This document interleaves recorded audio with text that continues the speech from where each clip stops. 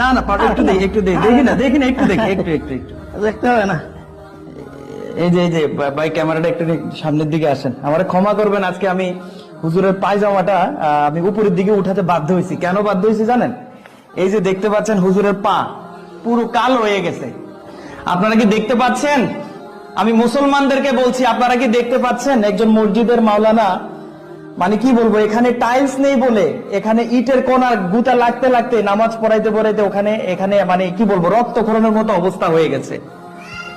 বন্ধুরা, আপনারা আমার অনেক ভিডিও ভাইরাল করছেন, আপনারা আমার অনেক ভিডিও ভাইরাল করে অনেক সহায়তার হাত বাড়িয়ে দিয়েছেন। আজকে আমি আপনাদের কাছে আবারও এই ভিডিওটা ভাইরাল চাই।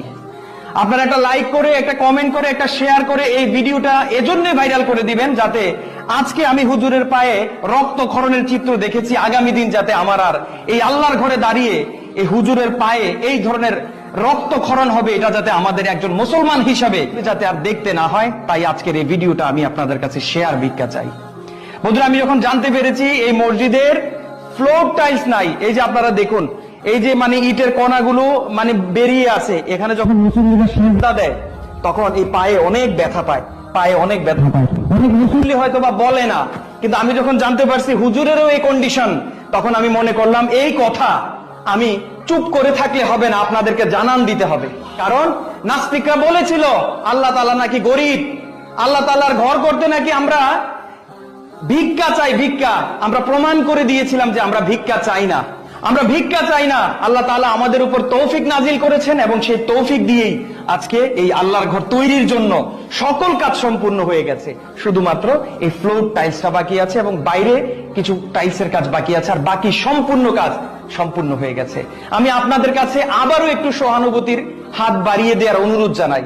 আপনারা যে যেখানে আছেন, দেশ দেশান্তরে আছেন, দেশ বিদেশে আছেন, পবিত্র মাহে রমজানে আপনারা সকলেই জানেন অন্যান্য দিনের তুলনায় আমাদের এই মাহে রমজানে নামাজ বেশি পড়তে হয়। তো এমন একটা অবস্থা, এই ফ্লোর টাইলসের জন্য একটু ক্যামেরাটা ঘুরিয়ে দেখাবেন, ফ্লোরটার দিকে তাকান।